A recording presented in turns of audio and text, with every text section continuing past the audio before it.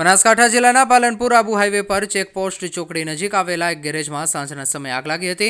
આ ઘટનામાં ગેરેજનો તમામ સામાન બળીને ખાખ થઈ ગયો હતો। આગ એટલી વિકરાળ હતી કે જોતજોતામાં ગેરેજમાં રાખેલો સરસામાન આગની લપેટમાં આવી ગયો હતો। આગના કારણે ભારે નુકસાન થયું હોવાનો પ્રાથમિક અંદાજ છે। ઘટનાની જાણ થતાં જ પાલનપુર નગરપાલિકાનો ફાયર વિભાગ તાત્કાલિક ઘટના સ્થળે દોડી આવ્યો હતો। ફાયર બ્રિગેડના જવાનો દ્વારા આગ પર કાબુ મેળવવાના પ્રયાસો હાથ ધરવામાં આવી રહ્યા છે। આગની ઘટનાને પગલે હાઈવે પર અને આસપાસના વિસ્તારમાંથી મોટી સંખ્યામાં લોકોના ટોળેટોળા ઘટના સ્થળે ઉમટી પડ્યા હતા।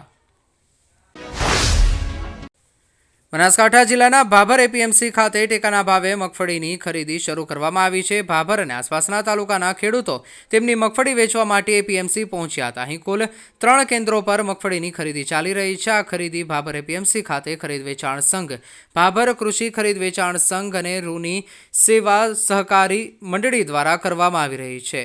આ ત્રણેય સંસ્થાઓ દ્વારા ખેડૂતો પાસેથી મગફળી ખરીદી કરવામાં આવી રહી છે।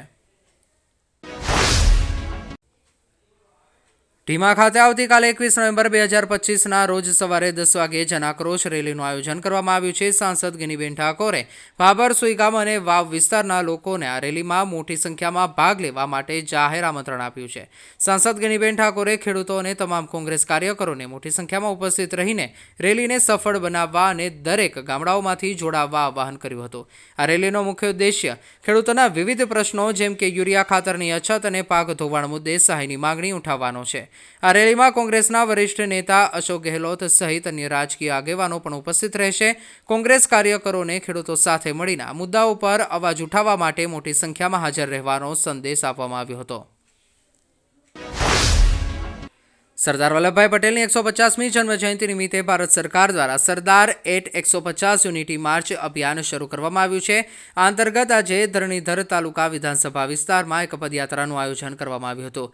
રાજ્યના ગ્રામીણ કુટીર ઉદ્યોગ વિભાગના મંત્રી સ્વરૂપજી ઠાકોરની અધ્યક્ષતામાં યોજાયેલી આ યાત્રાએ રાષ્ટ્રીય એકતા અને અખંડિતતાનો સંદેશ આપ્યો હતો। આ પદયાત્રામાં એક ભારત, આત્મનિર્ભર ભારત અને રાષ્ટ્રીય એકતાના નારા સાથે મોટી સંખ્યામાં યુવાનો, વિદ્યાર્થીઓ, સામાજિક સંસ્થાઓના પ્રતિનિધિઓ અને નગરજનો જોડાયા હતા। પદયાત્રીઓએ દેશ પ્રેમનો સંદેશ ફેલાવીને સરદાર પટેલના આદર્શોને યાદ કર્યા હતા।